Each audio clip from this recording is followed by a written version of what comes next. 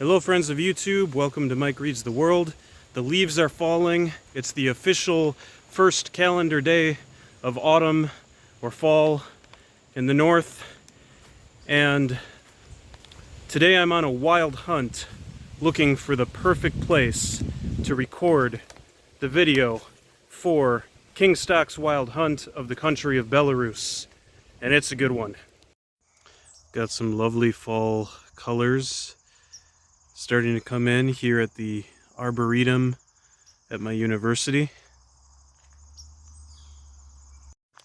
Now, as I mentioned, I am searching for the perfect spot. And I know what that spot is. I just have to find it because they don't let you park just anywhere. So it's a bit of a walk and I don't know exactly where I'm going. Oh, look at this marsh. This would be like perfect for the second section of the video. So I think I'm going to come back and do that. Oh yes, I found it. This is the spot.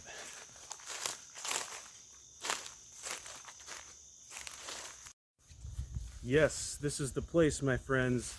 This is where I had the one experience of my life that I could potentially call paranormal. It was one day when I was 18 years old, so quite a few years ago.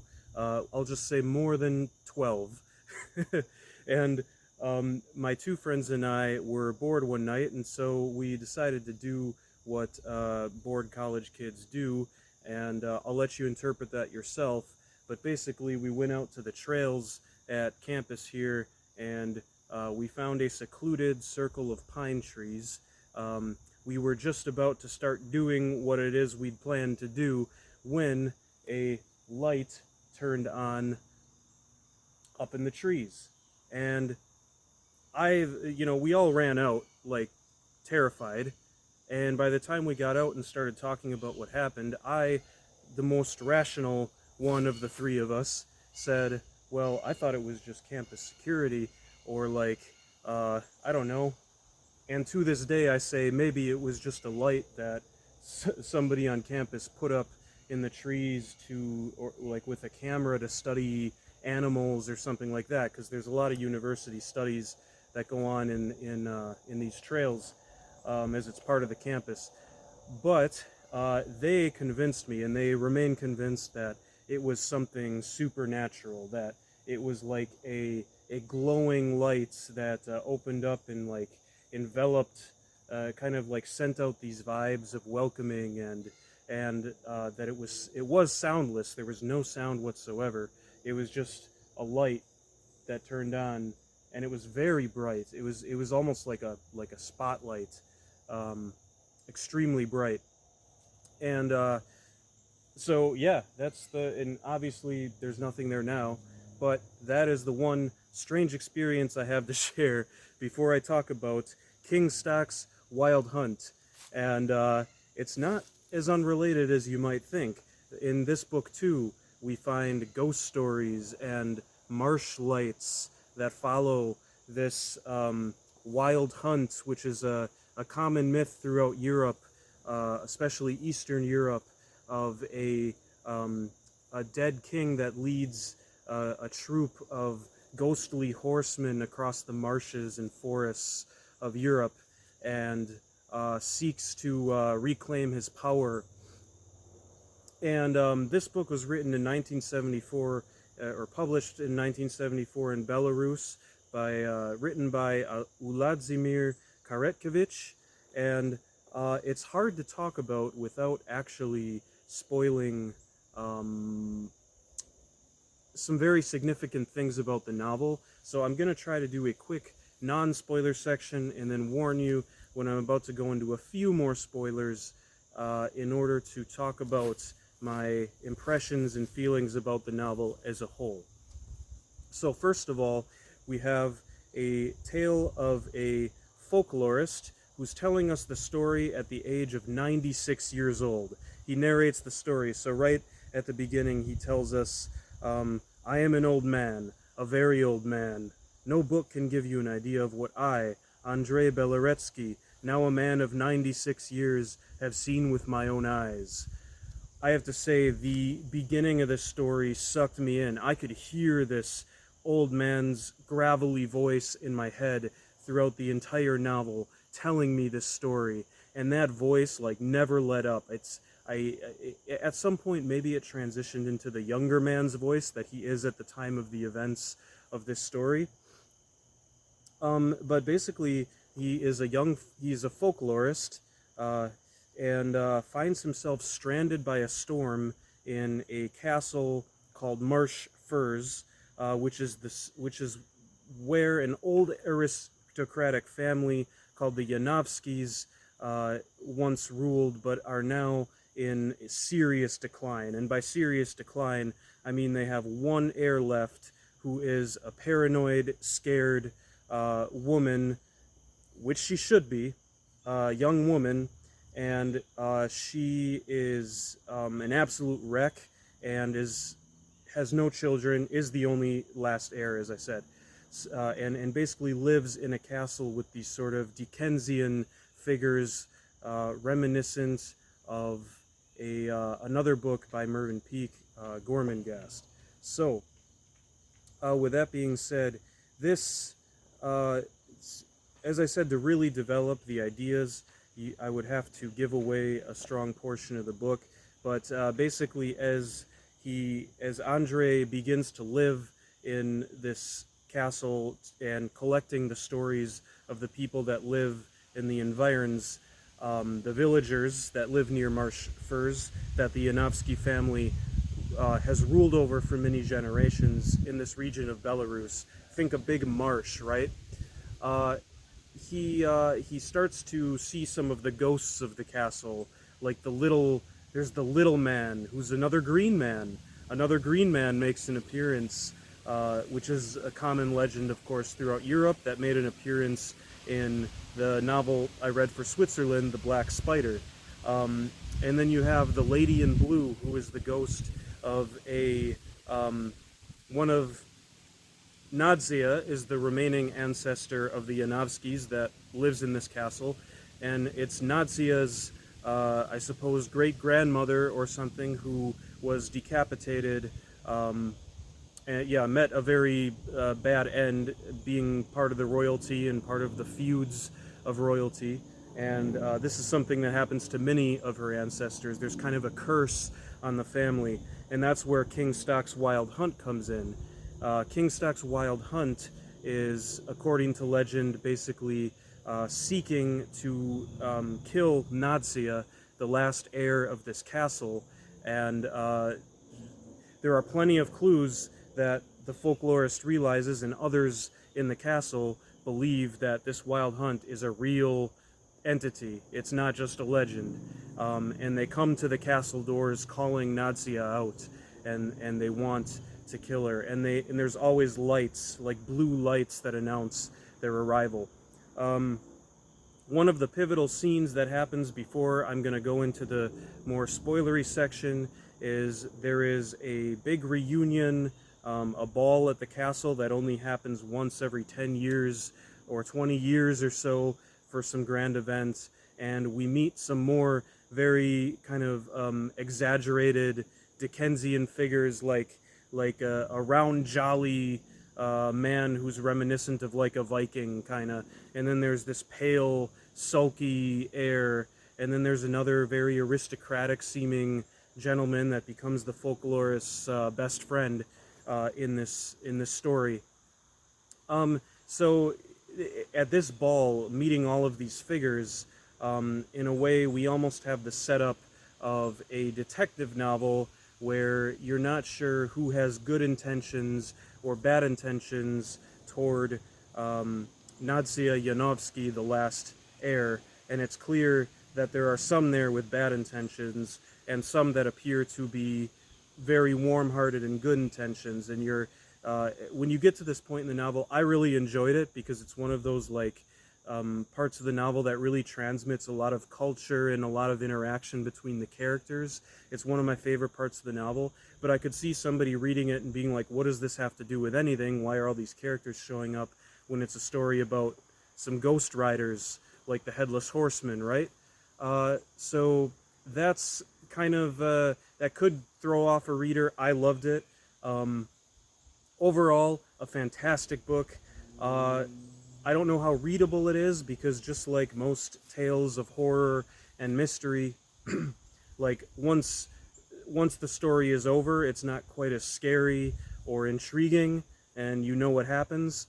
But I think you could reread this also with a mind to how the political situation of Belarus is actually symbolized in the novel, and there is discussion of how Belarus is kind of this Lithuanian, Polish, Russian mix, and I'm nowhere near knowing all the intricacies to it, and it's not necessary to read the book with that knowledge or with that in mind to get something out of it.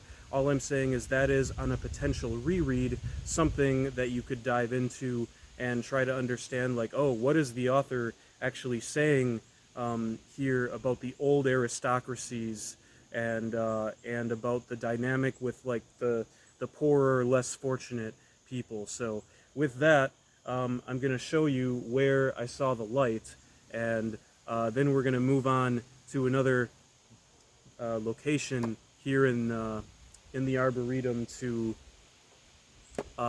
continue with the spoiler section. So if it sounds interesting to you, I really recommend this book. It is hard to find cheaply. I got lucky and found like a $15 paperback copy, but most of the copies I was seeing online were like $30 and upwards. So this is kind of a treasure. It's a hard one to get your hands on. I'm not going to say it's like literary, speaking like in literary terms, it's not like the greatest literary work or the most subtle, but it is just a great fall, Halloween, spooky, somewhat mystery detective type of read that I loved.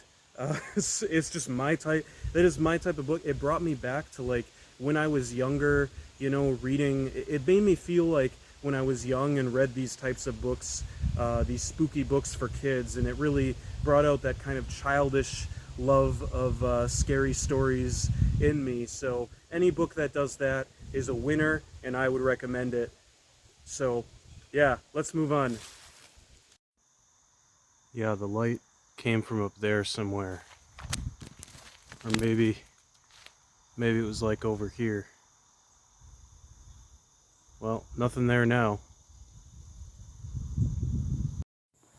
So I didn't mention this in the first video, but I really don't think it's a deal breaker in any way, is that there were some parts of the translation by Mary Mintz that I was thinking, like, it kind of almost seemed like a very literal translation, like that Google Translate might give you. Again, there were very few moments like that, and I just questioned, like, oh, why didn't they just substitute like a word that flows better there? But I guess that's just the choice. Who knows what was going on with that? But really, for most of the book, I could not even tell that it was a translation. So definitely don't let that stop you. So this is the final spoiler warning, and again, I'm not spoiling like the ending or anything like that, but the main thing has to do with whether or not there are actually supernatural things happening in this book, which changes it from essentially a horror novel at the beginning to a detective novel in the second half, which I kind of hinted at but didn't say explicitly. Now, it's I mean, I think it's good, but of course, if you're looking, if somebody was expecting this to be a completely supernatural novel, they might be disappointed that it turns out that everything has a rational explanation. So in a way, this is kind of like a mix of Sherlock Holmes' Hound of the Baskervilles with a little bit of Study in Scarlet. If I had to use Sherlock Holmes as a comparison, in the sense that there is like kind of a political there's like a whole backstory to the characters that connects to kind of a bigger struggle, or something bigger than just the mystery of who's trying to kill the last heir of the Yanovskys. And another major thing too is that the main character this whole time is falling in love with Nadia Yanovsky, and is kind of that gets him wrapped up in the whole thing, because obviously they think that the others in the village and in the environs and the other nobility there think that he is trying to marry her. And so, yeah, essentially it becomes a detective novel. Everything in the book has a rational explanation, and some people might even prefer that to, you know, a supernatural novel. For me, it could have gone either way, and I would have been happy. It still maintained that kind of childlike fun of reading a novel where you don't know whether it's going to turn out supernatural or not. And in this case, I really had no idea. I really had no idea if we're talking like a magical realism thing here, where there really is something supernatural going on, or if this was just a detective novel. But the only thing I found annoying about it is that the main character is like always wins. You know, he's in a way he's kind of like Sherlock Holmes, where in some of the Sherlock Holmes story where it seems he can do no wrong. You know, he always is like the clever character that figures things out. He's always, you know, he can kind of win any duel or get out of any situation just on his own wits. No one seems to really have to help him until the end, I guess, which I won't spoil. But that was the only thing I found annoying about it. And yeah, like I said, we're not talking like great literature or anything, but I think for Belarus, this is considered a classic novel, and I do find the political aspect very interesting, because it's much like in a lot of the Latin American novels we've looked at, it deals with this kind of rotting aristocracy, and while incest is not as prominent a feature as it is in the Latin American authors, it is actually, there's a lot of commonalities with how just, yeah, you have these aristocracies that are like literally their castles are rotting and not being maintained, and they're essentially as poor as the common person. And in many cases, in this book actually, the author, who is a folklorist working essentially for the state, it sounds like, I guess this was Soviet times, but no, it actually takes place before that. Like, the story actually takes place before that, but it was written in Soviet times. But where was I going with that? Yeah, so the ethnographer, the main character of the story, actually is richer than Nadia Yanovsky, even though she has this big castle and so on. So it's just this stale, rotting aristocracy, both literally and physically, as they're dying out. And the common people around them are still suffering, and yet in some ways still beholden to them. And there's this sort of like feeling of vengeance, and the common people of the province still, you know, they feel like this hatred of this old aristocracy just behaving like they still own the place. And you get this sense of like, okay, times are changing. As modernism comes, there's this shifting tide, and with it a feeling of sort of vengeance on part of the lower classes, and this class struggle coming out of it. And it makes a lot of sense to me that this would have been written and approved of in a communist state. So that was a really interesting aspect to it, and something I have not come across yet, at least to my awareness, in any of the books I've read. And very interesting that it would come about in like a also horror / mystery novel. And so in that way too, it was a very unique read. Yeah, I don't know how much more to say about it. This one, like I said, is kind of hard to track down. So I do hope that there are more editions published and that people will seek it out and try it out anyway. I do think yeah, is it worth, you know, $30, which is what I was seeing it at the time of making this video. Is it worth that? Well, it depends if you like this kind of literature or not. For me, it would have been. I would have paid $30 for it, even though I got lucky and it was less. But yeah, it's tough. It just really depends if you like something like this or not. And I do hope people track it down, get the word out there about this book, and that more interest is around it so that it's easier to get a hold of, because as far as I know, there's not a whole lot of other Belarusian literature out there. And yeah. Well, anyway, thanks for watching the video, and I hope you enjoyed the ghost story that I had, even though it's not really a ghost story. Probably, like I said, just a light up in a tree, right? But you got to convince my two other friends of that. So yeah, because they still believe it was like aliens or something, or some supernatural light. But